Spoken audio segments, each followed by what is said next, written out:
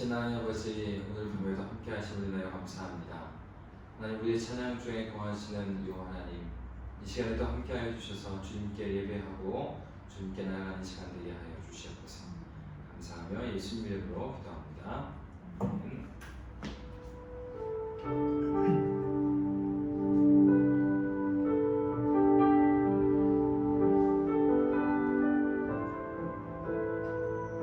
나는 하나님을 예배하는 예배자입니다.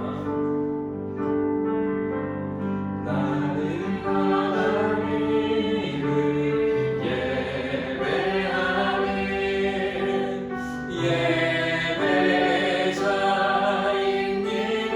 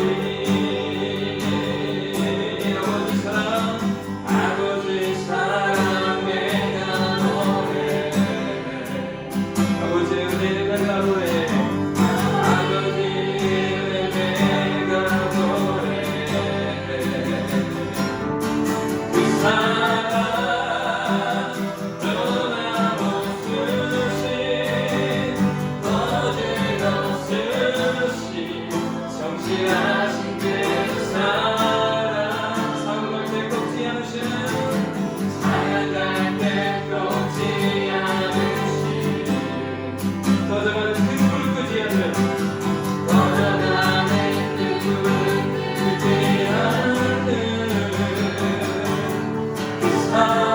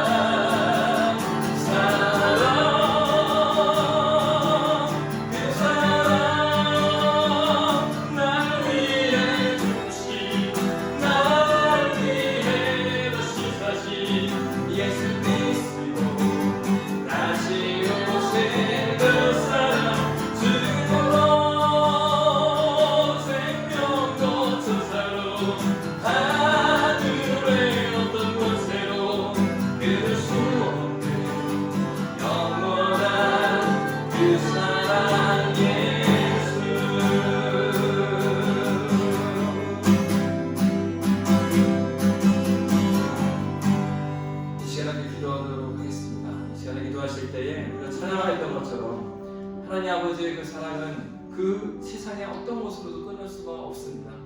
우리의 상황이 어떠하든지 우리의 관계가 어떠하든지 그 상관이 없어요. 이미 하나님께서 약속하신 바고 우리 하나님께서는 말씀하시는 하나님이시고 우리 하나님께서 말씀하셨다는 것은 능력의 하나님께서 말씀하셨으므로 그것은 변함이 없습니다.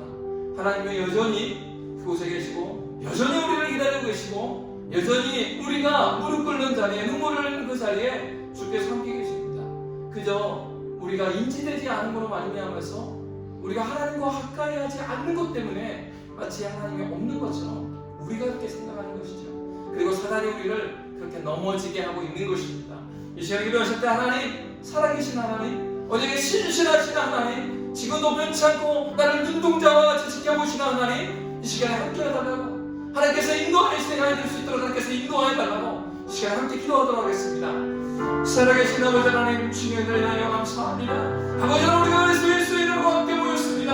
하나님 아버지 우리의 어떠한 것 상관없이 하나님께서 여전히 신실하신 하나님이십니다.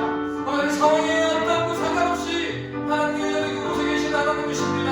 아버지 하나님 우리가 완전히 어떠한 것 상관없이 주님은 여전히 지금도 말씀하시는 하나님이시며 주님은 선하시는 하나님이시며 지금은 우리 아버지가 되시는 하나님이십니다. 하나님 아버지 이러한 변화없는 하나님의 언약을 믿고 이 시간에 함께 나아갑니다. 하나님 이렇게 믿음을 가지고 나아가는 주의 백성들을 눈동자와 지켜보고 계신 하나님, 이 시간 우리가 함께하여 주셨고 그것은 그 사랑과 우리 함께 하신다고 약속하신 하나님, 우리가 우리 주 예수의 이름으로 한 자리에 한 시간에 함께 모였습니다. 하나님 함께 해주시고 하나님께서 인도하여 주시사 모든 죄들을 주하며 주님 바라보는 믿음의 교회 되게 하여 주시옵소서. 우리가 함께 모였사오니 주님께서 이 시간에 주인 되어주시고 우리를 주관하여 주시옵소서. 주님께서 사랑에 부어주시옵소서. 살아계신 하나님, 우리가 주의 이름으로 함께 모였습니다. 신실하신 하나님께서 이 시간에 함께하여 주시옵소서. 주님 의지하며 살아계신 예수님 이름으로 기도합니다. 아멘. 말씀은 사도행전 17장 1절에서 15절입니다.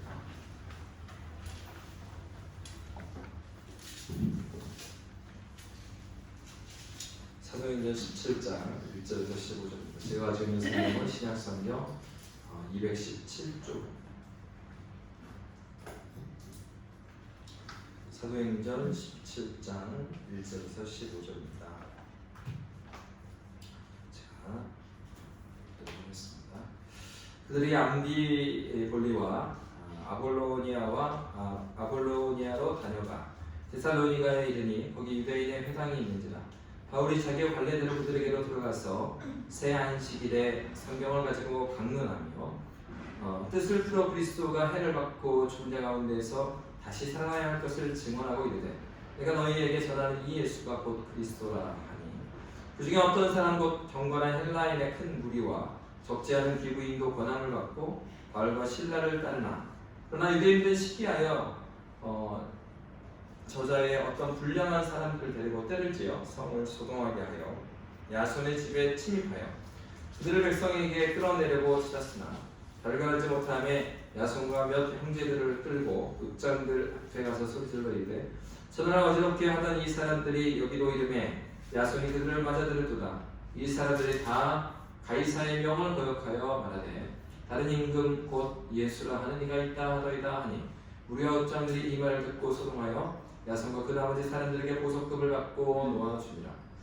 밤에 형제들이 곧 바울과 실라를 베레아로 보내니 그들이 이르러 유대인의 회당에 들어가니라. 베레아에 있는 사람들은 데살로니가에 있는 사람들보다 더 너그러워서 간절한 마음으로 말씀을 받고 이것이 그러한가 하여 날마다 성경을 상고하므로 그 중에 믿는 사람이 많고 또 헬라의 기부인과 남자가 적지 아니하나 데살로니가에 있는 유대인들은 바울이 하나님의 말씀을 베레아에서도 전하는 줄을 알고 거기도 와서 무리를 움직여 소동하게 하며 형제들이 곧 바울을 내보내어 바다까지 가게 하되 실라와 디모데는 아직 거기 머물더라. 바울을 인도하는 사람들이 그를 데리고 아덴까지 이르러 거기에서 실라와 디모데를 자기에게로 속히 오게 하라는 명령을 받고 떠나니라. 아멘. 오늘 말씀은 이제 마게도냐 지역에서 복음을 전한 바울과 실라의 모습을 기록하고 있습니다. 빌립보에서 그들은 사실 크게 큰 부흥을 받다기보다는 하나님께서 예비하신 그 사람을 만나고 빌립보 성을 떠나게 됐습니다. 빌립보 성에서는 사실은 유대인들의 회당이 있지 않은 곳이었습니다. 그래서 처음부터 굉장히 이렇게 어려웠던 그런 성입니다. 그런데 오늘 본문에 보면 17장 1절에 보면 이런 말씀이 있습니다.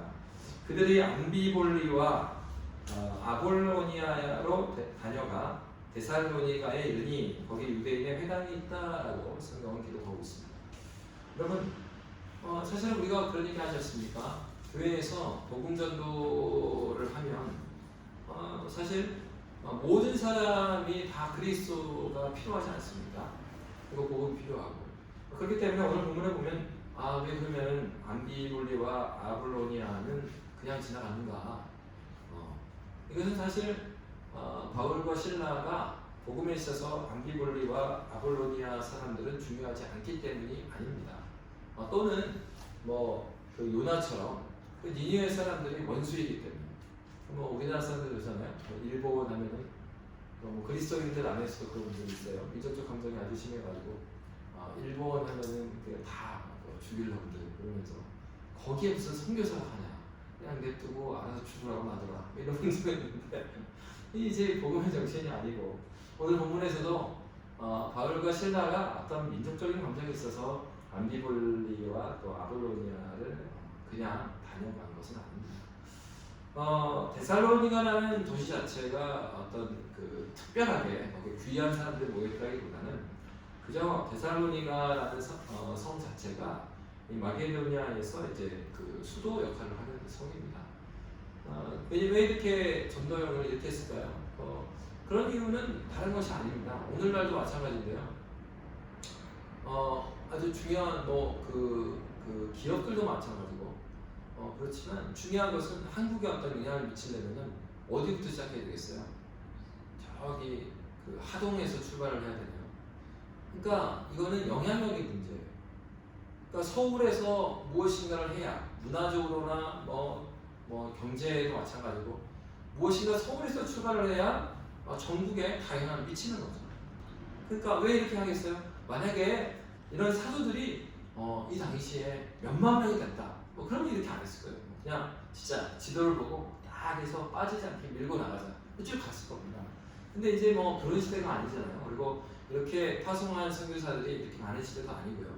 그렇다 보니까 이것은 하나님의 어떤 복음이 중요하지 않아서가 아니고 또 어떤 하나님의 권능이 약해서도 아니고 그저 이 전도자 그리고 교회에 공적으로 파송을 받은 선교사들이 많지 않았기 때문에 초창기에 이렇게 선교사들 사도들은 전략적인 복음을 전할 때 전략적인 선택을 했던 것입니다. 그래서 주요한 도시를 거쳐 나갔어요. 특별히 오늘 본문에 보니까 그 데살로니가에 뭐가 있었냐면 유대인의 회당이 있었다라고 기록하고 있습니다. 네, 그렇죠. 그러니까 사실은 빌립보도 작은 성은 아니었지만 마게도냐 성의 주요한 도시가 아니다 보니까 주요하다는 것은 수도급의 도시가 아니다 보니까 유대인 회당이 없는 곳이었어요. 그런데 바로 이 데살로니가 성에 들어와서 이제 본격적으로 복음을 전합니다. 어디서부터요? 유대인의 회당부터. 바울의 부르심은 바로 거기 있었습니다. 바울의 부르심은 유대인들에게 부르심이 있었고요. 왕들에게 또 이방인들에게 쓸 그릇이다라고 아나니아가 하나님의 명을 전했었습니다. 그러니까 바울 사도는 사실 부르심대로 지금 충실하게 복음을 전하고 있는 것입니다. 오늘 본문에 보니까 2절에 보면은 바울이 자기의 관례대로 그들에게로 들어가서 새 안식일에 성경을 가지고 강론했다라고 합니다. 오늘 본문에서 우리가 보고자 하는 것은 17장 1절부터 15절까지의 모습 가운데 바울이나 또 이 말씀을 받은 사람들이 말씀을 어떻게 증거했고 받았는가 하는 것을 우리는 살펴보길 원합니다.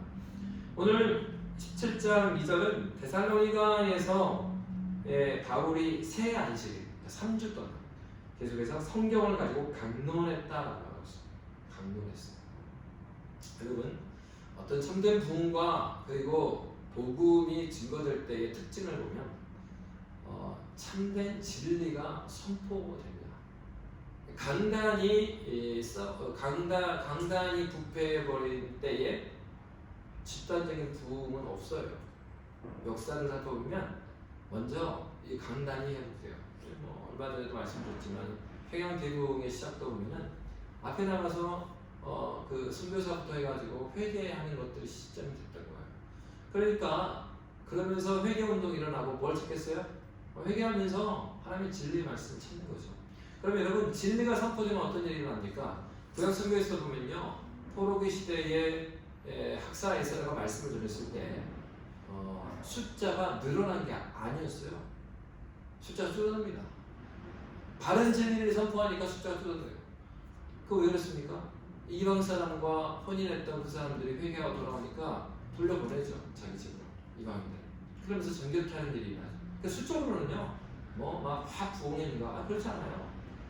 어떤 특별한 때는 하나님께서 숫자를 많이 부으시는 경우가 있고 이렇게 교역에서 포로기 같은 경우에는 오히려 하나님 말씀이 온전히 선포됐을 때 숫자가 줄어들었어요.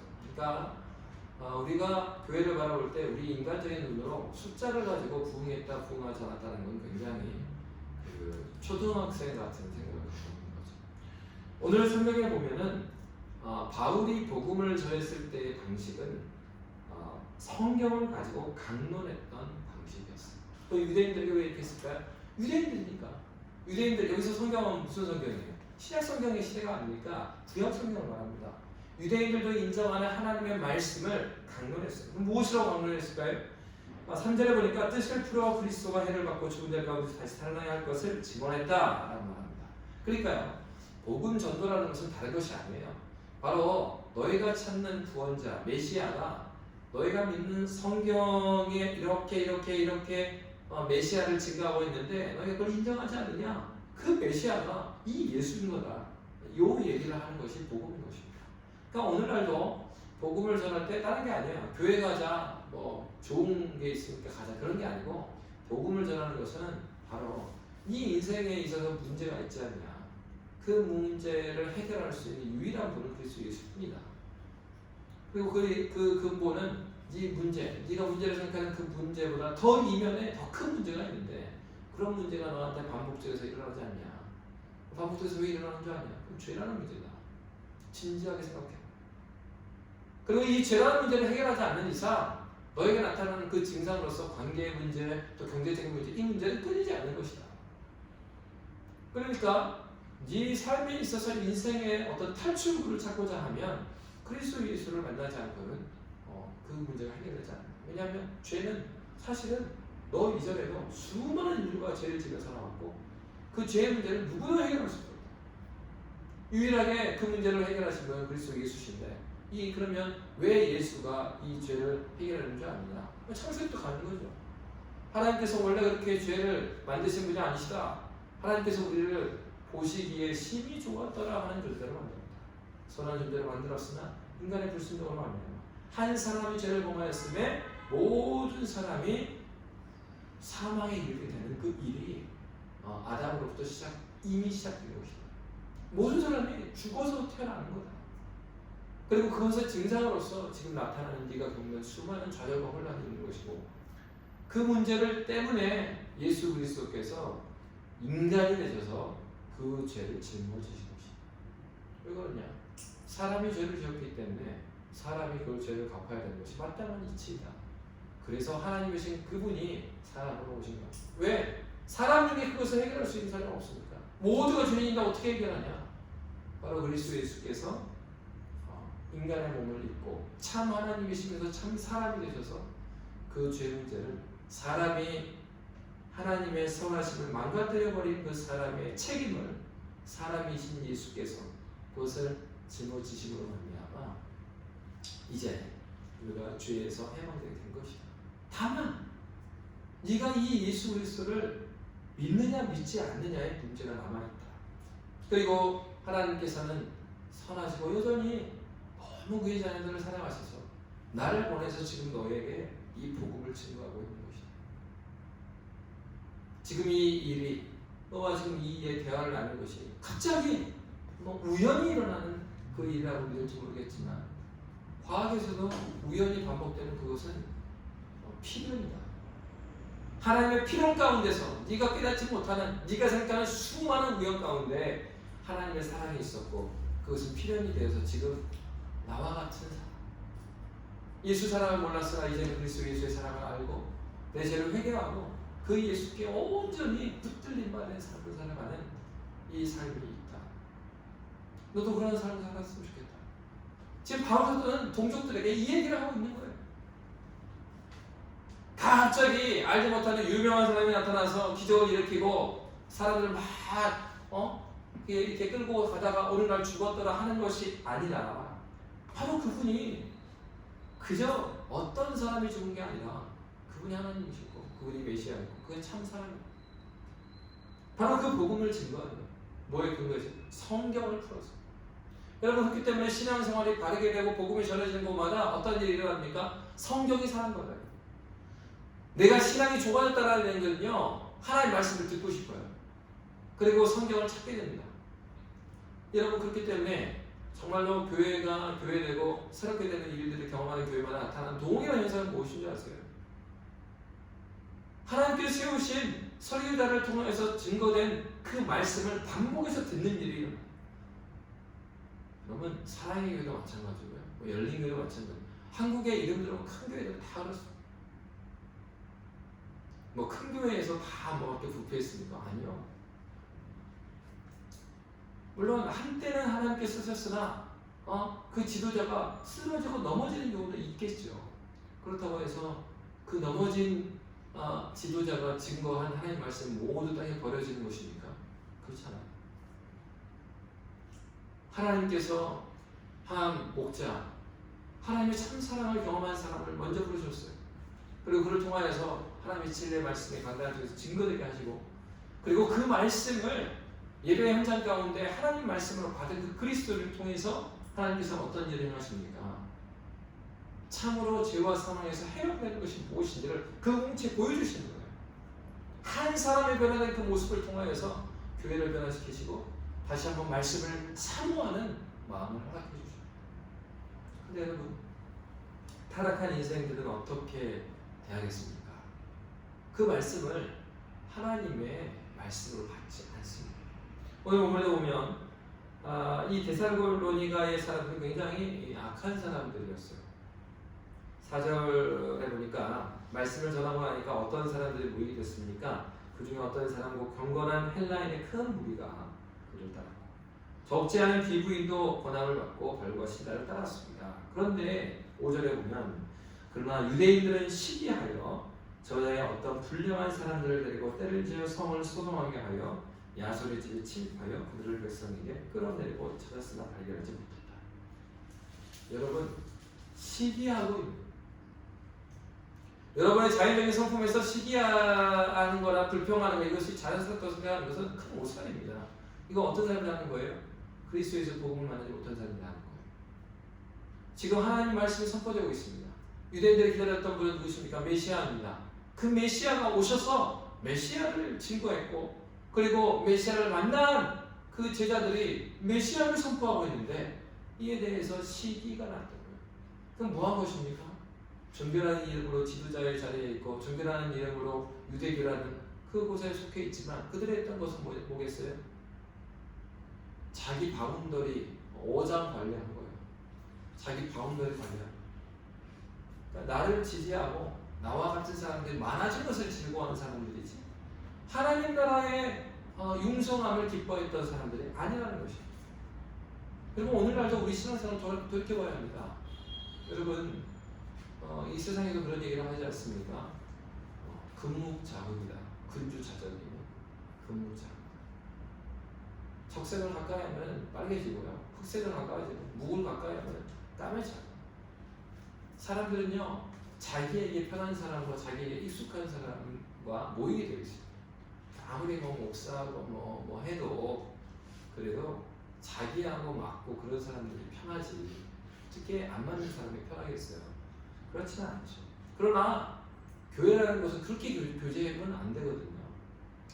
내 성향이 좀 다르고 나하고 다른 스타일이어도 저 사람이 궁극적으로 하나님 나라를 너무 사랑하고, 그리고 그 보이지 않는 하나님 나라의 소망을 가지고 그렇게 살아가는 것 자체가 나의 기쁨이 되는 사람, 그 사람이 그리스도입니다. 오늘 유대인들은 어떤 사람 됐어요? 시기하여서 바울과 실라를 잡으려고 찾아갔어요. 발견하지 못했습니다. 그들이 어떻게 했습니까? 야손과 미 형제들을 끌어다가 데려갔어요. 그래가지고 거짓말합니다. 뭐라고 거짓말합니까? 이 사람들이 다 가이사의 명을 거역해서 다른 임금 곧 예수라 하는 이가 있다 하더이다. 무슨 얘기가 있어요? 지금 반역죄로 고발하고 있는. 아니, 로마 황제를 숭배하는 그 시대에 황제가 유일한데 지금 다른 임금이 있다고 하고 뭐 이렇게 모반을 꾀한 사람들입니다라고 고발합니다. 여러분, 세상은 그렇게 우리 그리스도인들을, 그리고 복음을 이렇게 폄훼해요. 그리고 때로는 그렇게 알아주지 않아요. 그래서 우리는 이유를 모르고 원인 모를 그러한 어려움 가운데 빠지는 경우가 있어요. 그러니까 내가 아무 잘못이 없는데, 그러니까 내가 잘못을 했는데 닥치는 고난을 말하는 게 아니라, 이렇게 그리스도 예수의 말씀 가운데 사도들을 보호했잖아요. 보호했는데 애매하게 고난을 받고 고발을 당한 것입니다. 그리고 그들이 어떻게 됐습니까? 9절에 보면은 야손과 그 나머지 사람들에게 보석금을 받고 놓아줬어요. 여러분, 보석금을 받고 놓아줬다는 것은 다른 것이 아닙니다. 나중에 데살로니가 전서나 그 배경을 보면은 그들이 이렇게 풀려났던 것은 이제는 아마도 학자들은 그렇게 생각해요. 아마도 이제 그 바울과 실라를 다시 이 성에 오지 못하게 하고 그렇게 하는 어떤 각서라든가 그걸 받고 프로젝트를 쓸 것이다 라고 봅니다. 왜냐하면 데살로니가 전서에 보면 명확한 이유가 이렇게 나오진 않지만, 물론 이제 바울이 여러 가지 이유에 자신의 뭐 건강 문제도 얘기하지만은 어찌됐건 이 데살로니가에 다시 가지 못할 그 안타까운 그런 내용들이 잘 실려져 있죠. 여러분, 데살로니가 사람들이 이렇게 악했어요. 3주 동안이나 복음 전도의 현장에서 쭉 진행해 나가다 3주 동안이나 그들이 가지고 있는 성경을 해석해 주면서 강설해 주었는데, 그들의 반응은 무엇이었어요? 몇 명의 사람들은 그렇게 복음에 대해서 예스로 반응했지만, 그렇지 않은 사람들은 이렇게 괴교에 여러분, 어떤 때 이런 일이 일어납니까? 하나님의 말씀이 가감없이 선포될 때 이런 일이 일어나는 거예요. 교회 역사를 보면요, 이렇게 말씀이 바로 설 때에 아주 뚜렷한 일이 일어났어요. 교회 안에 어중간하게 있는 사람들이요, 정말 분노를 합니다. 교회 역사를 보면 그래요. 에드워즈 목사님, 조나단 에드워즈 목사님도 그렇게 지금 막 연구도 되고 뭐 일반 철학에서 연구하고 수많은 논문이 나오지만, 아니, 에드워즈 목사님도 그 장인어른이 목회했던 교회에서 쫓겨났어요. 그 잘 은퇴한 게 아니라. 그 무슨 문제 때문에 그 쫓겨났습니까? 그 세례 주는 문제 때문에 그래요. 직분 주는 문제 때문에. 에드워즈 목사님 볼 때는, 아니, 회심하지도 않은 사람들한테 무슨 세례를 주고, 그리고 회심하지 않은 사람이 세례를 받고 무슨 직분을 받느냐? 그럴 수 없다. 주님의 교회는 그렇게 거룩함을 훼손할 수는 없다. 근데 어때요? 그 교회는 어떤 교회였습니까? 대대로 이어져 오는 교회. 부모, 그러니까 이 자녀들, 에드워즈 목사님과 같이 신앙생활한 사람들이 그 아버지 때부터 대부분 모태신앙인 거예요. 모태신앙이니까 그냥 있다 보니까 집사 달고, 있다 보니까 장로 되고, 있다 보니까 권사 되고, 물론 뭐 거기는 권사가 없지만. 그러니까 어떻게 되겠어요? 교회에서 세례주고 성찬에 참여하고 이 모든 것들이 하나님의 비상한 간섭 가운데 회심의 경험도 없음에도 불구하고 여전히 성찬에 참여해요. 바울서가 뭐라고 했습니까? 죄를 고백하지 않냐고 이 잔과 이 떡을 먹으면 뭘 먹는 거라고요? 뭘 쌓고 있는 거라고요? 자기의 죄를 그 머리에 쌓고 있는 거라고요.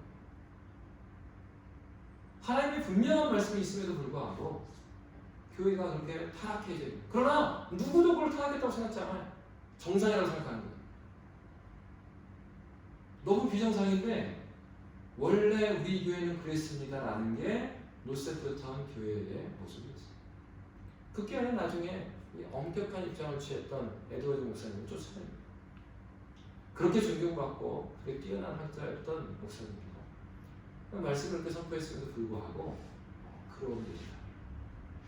여러분, 바로 사도들 바울과 실라가 복음을 막 증거하고 사명의 길을 걸어갔습니다. 여러분, 사명의 길을 걸어가니까 막 이렇게 막 넓은 대로가 막 열리냐 이거예요. 여러분, 믿음을 가지고 하나님께서 부르신 자리에 포기하지 아니하고 그 자리에서 믿음 가지고 막 살아가니까 뭐 길이 열립니까? 여러분, 이 세상이 그렇게 두지 않아요. 그리고 저 마귀들이 그렇게 두지 않아요. 그들은 하나님 나라가 이미 임했음에도 불구하고 그 하나님께서 완성하실 그날이 정말 늦게 오기를 바라는 자. 그러니까 몸부림치면서 하나님 말씀대로 살려가는 사람에게 더 힘든 그 방해일들을 한다는 말이죠. 그러니까 그리스도인들이 어떻게 해야 됩니까? 그런 시험이 올 때마다 어떤 생각이 드냐면, 야, 우리 야고보에서 살펴본 것처럼 하나님께서 나를 인정해 주시는 거예요. 네가 이제 이 정도 시험 받을 수 있는 사람으로 하나님께서 인정해 주시는 거예요. 여러분, 우리 그리스도인들이 우리에게 일어나는 일들을 하나님 중심적으로 계속해서 해석하는 일들을 하지 아니하고, 그리고 하나님 중심적으로 기도하지 않으면 한순간에 넘어질 일들이 너무 많아요. 그러나 하나님의 은혜 가운데 바라보면 또 너무 귀한 일들이 많습니다. 이러한 회개하지 않은 유대인들이 있는 그 데살로니가였지만 그곳에도 돌아온 자들이 있었어요. 그리고 이렇게 그들을 잡아 가두려고 하니 이 바울과 실라는 다음 성으로 이동했습니다. 여러분, 근데 오늘 본문에서 누가는요 17장 1절부터 15절 굉장히 빠른 그 호흡으로 막 지나가고 있어요.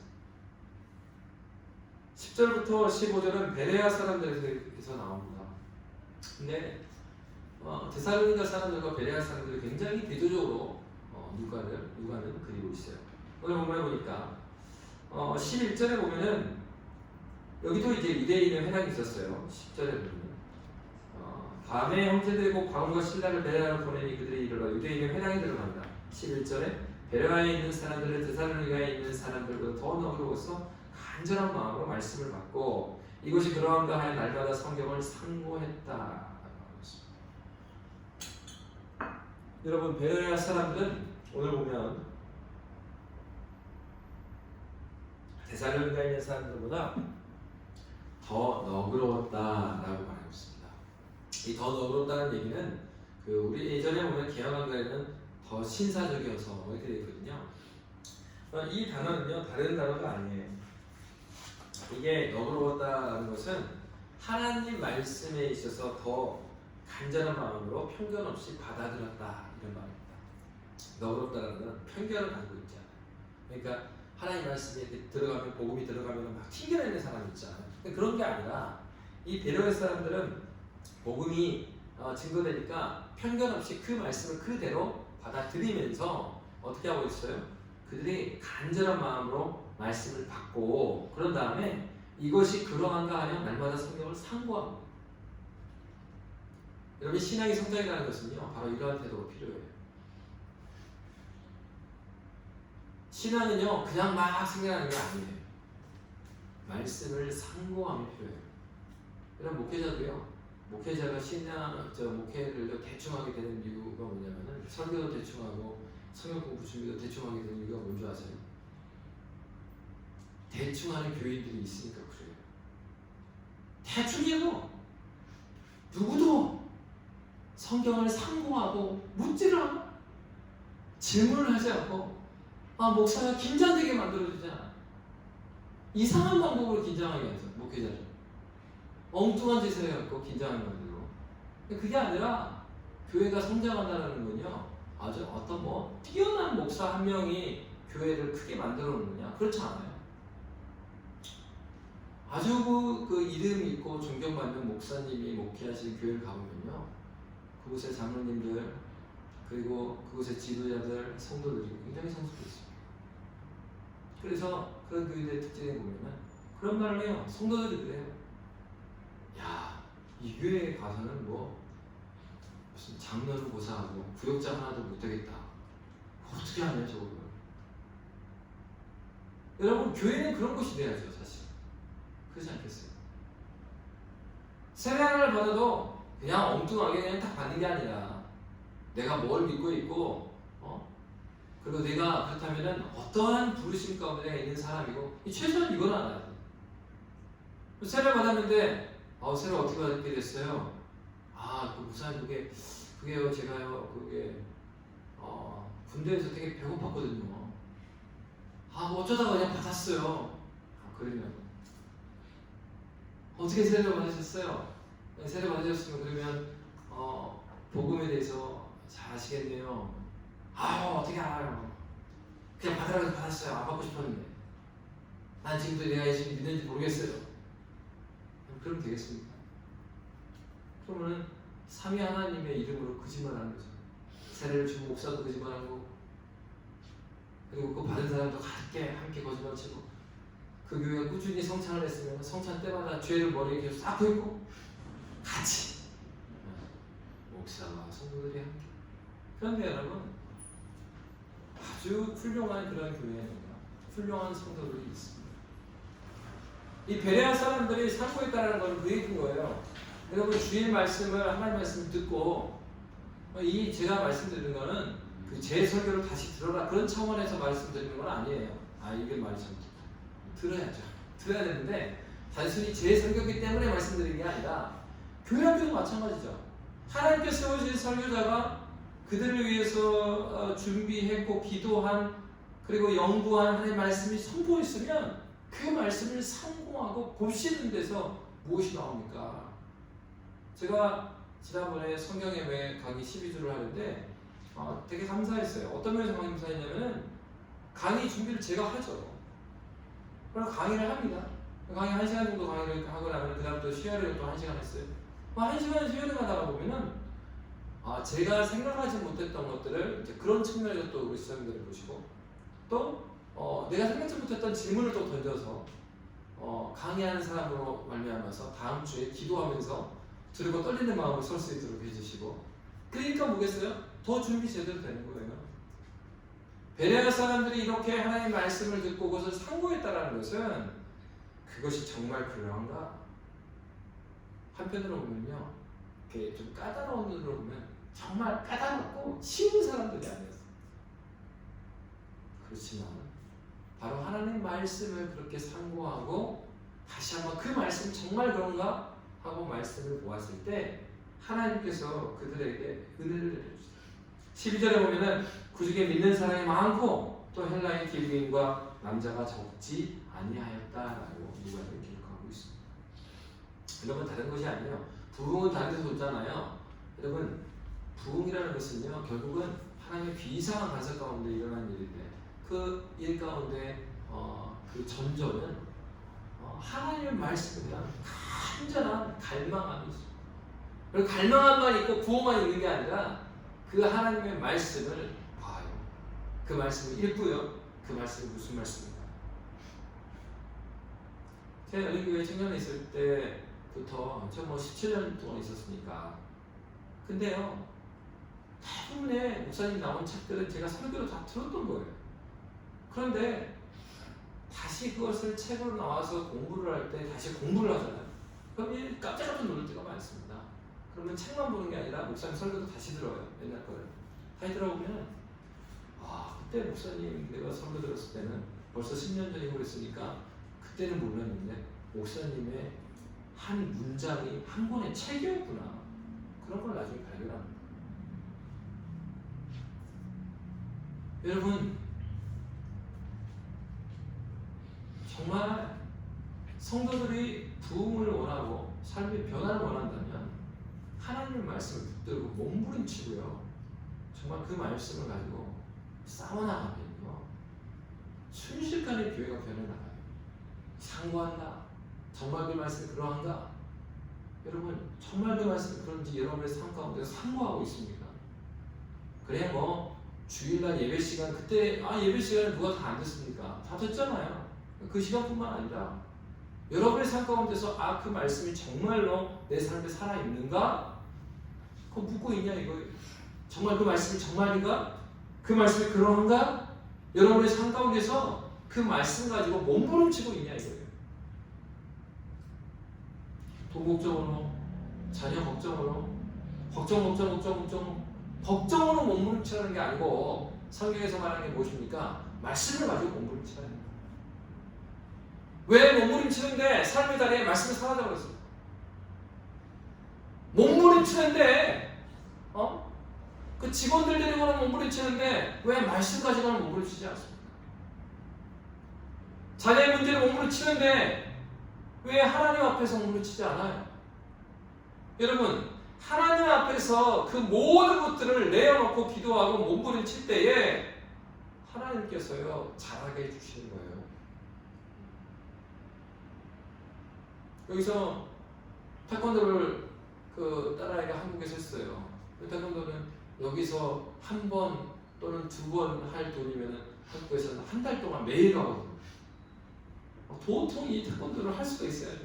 이게 코로나니까 이게 운동을 못하니까 살이 계속 찌고 있는데 막 걱정이 돼야 돼요. 운동시켜야 돼요. 찾았는데 거기 동네에 할아버지 관장님 하는 게 있어요. 한국 가격하고 같아. 우와 대박이다. 여러분 태권도를 해보세요. 매일 가요. 매일 가야지. 매일 가고 운동해야지. 매일 가는데요. 그거 좀 하다가 힘드니까는 이거 하기 싫다 그러고 이리 삐끼 저리 삐끼 막 하잖아요. 그러면 세월이 지나도 이게 태권도 느는 건지 마는 건지 신앙 성장이 이와 같아요. 교회에서 은혜 받은 것 같고 여러분 주일 예배 때 감동이 있었잖아요. 근데 감동이 있어서 그냥 주일날 말씀 듣고 한 주 살아간다고 그 다음 주 예배 시간에 올리는 분들 많죠. 근데 그럴 수 있어요. 자기들끼리는 감동을 받았어. 나는 아무 느낌도 없었는데. 그래서 어떤 경우가 있냐면은 감동받은 분 자체가 굉장히 높임을 받는 그런 교회가 있어요. 근데 그거는요 시작도 안 한 것입니다. 그건 그 신앙이 어떤 신앙이냐면 감정에 따라가는 신앙. 예배 시간에 감동이 있을 수 있죠. 그럼 예배 시간에 감동이 있으면 예배 시간에 증거된 그 말씀이 내 몸에 체화가 됐습니까? 아니요. 제 경험을 봐도요. 목사님 설교 한 번 듣고 그 말씀에 담겨져 있는 사상과 그거 다 읽어내기 쉽지 않아요. 반복해서 듣고 그걸로 싸워갈 때 이 세상을 이기고 싸워나갈 수 있는 강인한 믿음과 그리고 사상의 체계가 생겨나는 거예요. 주일날 한번 말씀 듣고 다 던져놔버리면 어떻게 세상 가운데서 뭘 가지고 싸워합니까? 내가 세상에 가지고 있는 내 개똥차를 가지고 살아가는 거라니까요. 일주일 동안. 그 사람이 어떻게 위기가 왔을 때 그리고 이렇게 핍박이 왔을 때 그 믿음을 지켜낼 수 있겠어요? 그 불가능한 일입니다. 이 세상에서 원리를 생각해 보십시오. 매일매일 태권도 가서 성실하게 지겨워도 지극히 성실함으로 관장님이 시킨 어려움도 다 해나가야 하고 할 때마다 막 귀찮고 막 그래가지고 빠지고 그러네. 한 달, 두 달, 1년, 2년이 지나면 실력이 같을 수 있을까요? 그럼 여러분 실력이 같다 그러면 여러분 어떻게 생각하겠어요? 그건 너무 하나님 불공평한 거 아니에요? 하나님 공의한 하나님이세요. 이 세상의 일도 그럴 것인데 하물며 여러분 영적인 일이 그렇게 간단히 되겠어요? 불가능합니다. 아예 그렇게 계산하면 안 돼요. 예수님께서 말씀하셨죠. 제자들은 말씀하십니다. 누구든지 나를 따라오거든 자기 십자가를 지라. 자기 부인하고 자기 십자가를 지라 해놓고 그 사람이 무슨 얘기했어요? 망대 세우는 얘기를 했어요. 너희가 망대 하나를 세우려고 해도 예산을 잡아보고 어느 선에서 해야 될지를 할 것 아니냐. 너희는 나를 따르겠다는 사람들이 왜? 대가를 지불하지 않느냐? 그리스도인을 산다라는 것은 대가를 지불하는 거예요. 신앙은 그렇게 막 생겨나는 게 아니에요. 뭐 구원이 막 그냥 사형리 한번 읽으면 오는 것이 구원입니까? 그런 구원은 없어요. 성경에서 말하지 않아요. 여러분 신앙생활을 쉽게 생각하지 마십시오. 생활이 어렵다고 우리가 핑계할 수도 없는 것입니다. 우리보다 더 어려운 시대 가운데 이 신앙을 지켜왔어요. 역사적으로 이 코로나보다 더 어려운 시대도 역사 가운데 있었어요. 여러분 멀지 않잖아요. 세계 1, 2차 세계대전 때 그리고 우리나라의 6.25 때 이보다 우리가 살고 있는 것보다 더 심했잖아요. 그래도 교회는 이어져 내려왔습니다. 그래도 신앙인들이 이어져 내려왔어요. 여러분 그 신앙, 여러분의 그 믿음이 다음 세대에 당당하게 증거될 수 있게 여러분이 이렇게 말할 수 있냐 이것입니다. 우리가 오늘이라는 이 시기에 베레아 사람들처럼 하나님의 말씀을 간절한 마음으로 받고 이것이 그러한가 하여 날마다 성경을 상고하지 아니하면 이 전국교회 미래는 어두워요. 이 애신교회 다음 세대는 없어요. 여러분 버틴 것만으로서 기뻐하지 마십시오. 버틴 것이 여러분의 의가 돼서는 안 됩니다. 하나님은 버티라고 시험사하는 게 아니고요. 누리라고 하는 거예요. 누리라. 힘든 시간을 버텨왔는데 하나님의 함께 하심은 없어요. 그 어떻게 그 신앙이 어떤 신앙이겠어요? 너무 비참하지 않아요? 너무 비참하지 않아요? 우리가 그저 버텨내고 견뎌내는 데 멈출 것이 아니라 하나님의 은혜에 깊은 그 은혜 속으로 들어가야 돼요.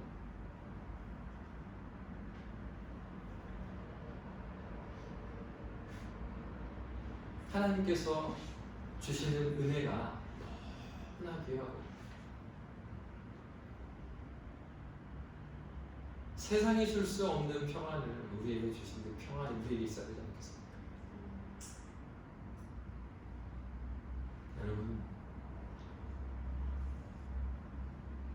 오히려 비가 많이 온 땅은요 그 이후에 더 단단해져요. 코로나로 인하여서 경제적 어려움들 그리고 이 소식 저 소식을 저도 듣습니다. 듣는데 그런 생각이 들어요. 묻어지지 말자. 그러함에도 불구하고 포기하지 말자. 그런 건 있을 수 있겠죠. 하나님 보시기에 제가 얼마나 양이 안 차겠습니까? 그런 면에서는 어떻게 또 한편으로 보죠. 하나님은 어쩔 수 없습니다. 제가 좀 그런 놈이잖아요. 하나님이 만족하실지 모르겠지만은 이게 지금 최선입니다. 하나님께서는 완전히 만족하시지 않을지 몰라도 여러분 그럴 수 있어야 되지 않겠어요? 그렇지만 하나님, 내가 이 사명의 자리와 그리고 부르신 자리를 포기하지 않고 이 길을 걸어갑니다. 하나님, 세상이 줄 수 없는 그 믿음이 무엇인지를 경험하는 이 한 해가 되게 해주십시오. 우리 집사님들의 삶이, 우리 교인들의 삶이 너무 어렵습니다. 하나님, 하나님께서 길을 열어주십시오. 하나님, 이 세상에서의 길을 여는데 만족하는 성도가 되지는 않게 해주십시오. 오히려 이 어려움들 가운데 함께 하시는 하나님, 우리를 지키시는 하나님, 새로운 생명을 알아가 해주시고 하나님의 말씀으로 말미암아 변화를 경험하는 그 간증이 있는 교회 되게 해주십시오. 여러분, 한 교회에 한 명이라도, 그리고 우리 아이들 중에 한 명이라도 그런 사람이 나간다면 그는 너무나 복된 일이고 너무 감사합니다. 그리고 하나님께서요, 그 일을 이루고 있는 것 같아요. 하나님이 사람들의 마음을 우리의 눈에 볼 때는 만족스럽지 못할지 모르지만 하나님께서 한 명 한 명의 마음을 다듬어 주시고 새롭게 해주시고 그 주님께 나아갈 수 있도록 해주시고 우리가 조금 더 서로에 대해서 여유를 갖게 해주시고 그렇게 일해 오시는 것들이 보입니다.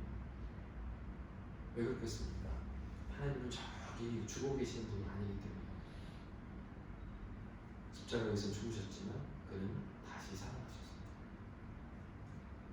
지금도 저와 여러분과 함께 계십니다. 그 하나님의 살아계신 생명을 현재적으로 경험하며 믿음의 교회 되시기를 주의 이름으로 빕니다. 함께 우리 찬양을 드리겠습니다. 찬양하고 기도하겠습니다. 내가 주의 삶이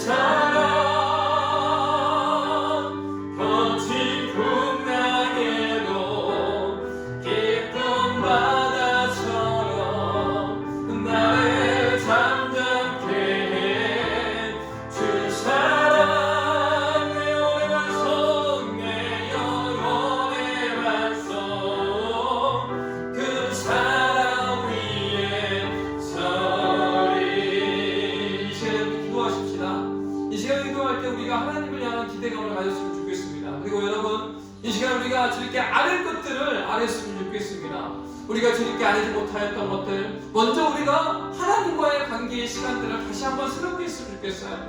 하나님, 내가 주의 말씀을 사모하지 못하였습니다. 하나님, 그 말씀을 붙들고 살아내지 못하였습니다. 그 말씀을 가지고 기도하지 못하였습니다. 하나님 아버지, 베레아 사람들처럼 하나님을 놓고 사랑하고 주의 말씀을 사랑하고 주 앞에 살아갈 수 있도록 인도하여달라고 이 시간에 함께 기도하도록 하겠습니다. 살아계신 아버지 하나님, 우리 하나가 우리 영광을 주님께 고백합니다. 아버지 하나님, 주의 말씀을 보니 아버지 하나님, 제가 주의 말씀을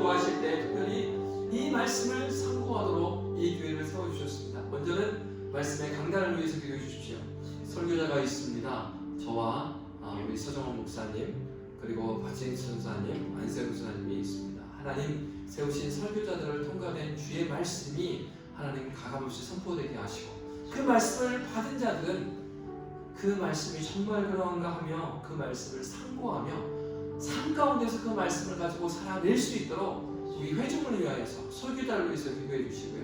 특별히 하나님께서 그와 함께 진행 없는 교회를 말씀을 가지고 섬기도록 하시기 위하여서 이제 교리반을 또 준비하게 하시고, 또 이제 교사대학과 교사기도회가 시작이 됩니다.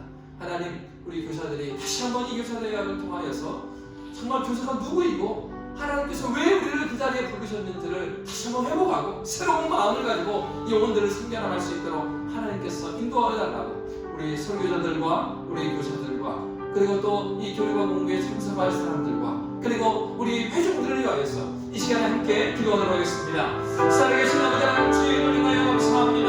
하나님이시여, 교회가 주의 말씀으로 서야 되겠습니다. 주의 말씀을 들고 나아가야 되겠습니다. 하나님 아버지, 위하여 하나님께 세우신 설교자를 위해서 기도합니다.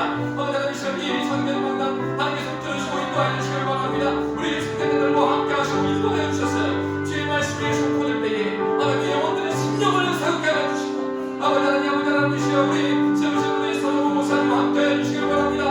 우리 하나님 중국 와인들과 우리 청년들에게 진리 말씀을 선포할 수 있도록 인도하여 주시고, 아버지 하나님이시여, 주님께서 가지고 함께 해주시사 아버지 영국당의 하나님 정착을 저하는 가운데 해나갈 수 있도록 인도하여 주시고, 살아계신 아버지 하나님이시여, 우리 박지를 유사하는 가정을 위해서 기도합니다.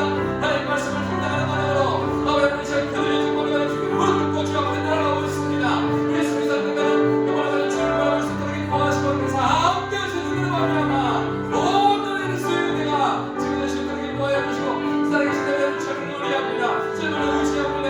살아계신 하나님 주님을 함께 하여 주시옵소서. 하나님 주님의 알성이 계십니다. 하나님 말씀을 증거할 때 어떤 분들에게 진리의 말씀을 선포되게 하여 주시고, 하나님 주님이 어리지만 이 아이들 가운데 정답의 회심의 역사를 즐기게 하여 주시기를 바랍니다. 우리 아이들부터 우리 여러분들까지 하나님 하나님 말씀을 대할 때마다 그들의 사람은 찾은 그 말씀 정말 그러한지 상고할 수 있도록 인도하여 주시고, 하나님 참으로 주의 말씀으로 하며 회심의 역사를 하여 주셔서 주님을 향하여 인도하여 주시기를 바랍니다. 우리 여러분들 교사들을 위해서 기도합니다. 이제 교사들에게 준비되고 있습니다. 살아계신 하나님이시여, 지금 교사들을 준비하고 있는 하나님 유튜브 목사님과 교회 인사를 함께하여 주시고, 하나님이시여, 정말 강의를 통하여서 우리 하나님 우리 선생님들이 믿음의 사람으로 건너게 하여 주시고, 다시 한번 말씀을 가지고 하나님 나라를 섬겨나갈 수 있도록 인도하여 주시기를 바랍니다. 살아계신 하나님이시여, 교회가 이루어지고 있습니다. 하나님이시여, 정말로 선한 마음으로 함께하기를 원하는 제 백성들을 참여하게 해주시고, 이들의 말씀을 알아갈 때마다 하나님 그 말씀의 기쁨으로 말미암아 하나님이시여, 묶인 것을 자유하게 되고 하나님 재물도 사랑하게 되며 하나님의 사랑을 깨달을 수 있도록 인도하여 주시기를 원합니다. 주여 주께서 하시오니 주여 설교하시고 교회를 하나님 변화하시고 주시옵소서. 하나님의 역사를 도와주시고 하나님께서 이끌어 주시기를 원합니다. 주여 하시고 주여 선택하시고 하나님께서 인도하여 주시옵소서. 우리가 환경을 놓고 기도했으면 좋겠습니다. 하나님의 축복 가운데 있습니다. 우리가 함께 개변 예배로 그리고 많은 것들이 정상화되기를 기다리고 있는데, 하나님 주님께서 인도하여 주시기를 원합니다. 하나님, 혹시라도 건강에 연약한 자들에게는 주님께 건강의 은혜를 더하여 주시고, 아버지 하나님이시여, 우리가 영적인 은혜를 더욱더 갈망하는 교회 되게 해달라고 기도했으면 좋겠고, 이 사순절 기간을 통하여서 더욱더 하나님 말씀 가운데 마가복음과 로마서를 읽어가면서 하나님의 구원의 메시지, 복음의 메시지를 발견해 나가는 이 기간이 될 수 있도록 하나님께서 인도하여 달라고, 그리 하나님께서 이 코로나 상황도 주님께서 많이 완화하게 해주셔서 물러가게 해주셔서 우리가 함께 예배하며 다시 한번 하나님을 마음껏 예배할 수 있는 그날을 우리에게 허락하여 달라고, 이 교회 가운데 연약한 자들 가운데 함께 해달라고 이 시간에 함께 기도하도록 하겠습니다. 살아계신 하나님이시여, 우리 영국당을 위해서 기도합니다. 아버지 하나님이시여, 우리 영국당 가운데 있는 환경들 쉽지 않은 환경 가운데 우리가 오랫동안 놓여 있습니다. 아버지 하나님이시여, 우리 지체들과 함께하여 주시옵소서. 우리 지체들의 건강을 붙들어 주시고 이들을 지켜보아야 주시기를 원합니다. 하나님 아버지, 어느 날이 있든지 아버지 주의 백성들의 하나님 믿음을 가지고 주께 나올 수 있도록 인도하여 주시고, 하나님 아버지 오십니다. 기도하며 주님을 바라보고 있을 때에 하나님 죄를 바라볼 때에 너무 인간적인 인도하시고 일하시는 하나님 역사하시는 하나님 지금도